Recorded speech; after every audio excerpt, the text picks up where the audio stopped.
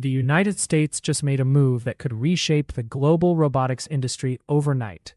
On July 28, 2026, the Trump administration, through the Federal Communications Commission, officially banned new Chinese humanoid and quadruped robots from entering the U.S. market. This is not a rumor. This is not a proposal. This is happening right now, and the ripple effects are already being felt from Washington to Beijing. Welcome back to TrendForge. If you have been watching the robotics space, you already know that Chinese companies have been dominating the global humanoid robot market for the past several years. From factory floors to research labs, Chinese humanoid robots have been taking over, offering advanced capabilities at competitive prices that Western manufacturers have struggled to match. But that dominance has now hit a wall in the United States, and the reasons behind this ban go far beyond simple trade competition. This is about national security, military preparedness, and a technological Cold War that is heating up faster than anyone predicted. Let's break down exactly what happened. On July 28, 2026, the FCC added Chinese humanoid robots and quadruped robots to its covered list.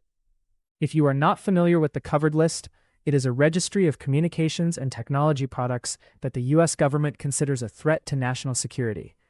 Once a product lands on this list, it effectively cannot receive new approvals for sale or deployment in the United States. The ban does not just cover the robots themselves. It also extends to power inverters, which are critical components in many robotic and energy systems. This means the scope of the restriction is broader than it might first appear, potentially affecting supply chains that stretch across multiple industries. The FCC's decision was not made in isolation. It reflects a growing consensus within the U.S. government that Chinese robotics technology poses a genuine security risk. Humanoid robots are not just mechanical devices. They are packed with sensors, cameras, microphones, and network connectivity. They collect enormous amounts of data about their surroundings, and that data can be transmitted back to servers in ways that are difficult to audit. In a world where data is power, the idea of thousands of Chinese-made robots roaming American factories, hospitals, and even military facilities has become unacceptable to U.S. policymakers. And it is not just the FCC acting alone. In a parallel move, the Pentagon has also been blocked from buying or leasing Chinese humanoid robots through provisions in the latest defense bill.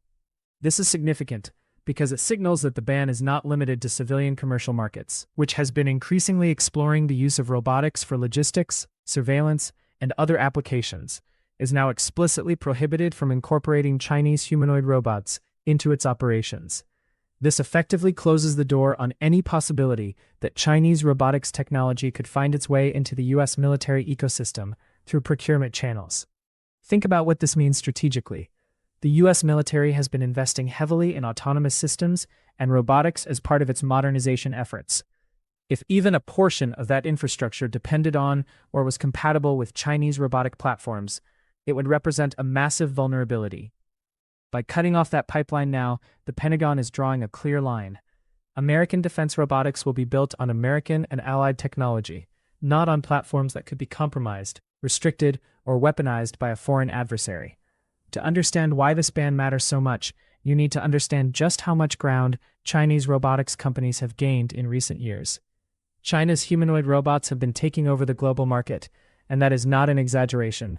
Chinese manufacturers have produced humanoid and quadruped robots that match or exceed the capabilities of their Western counterparts in many key areas.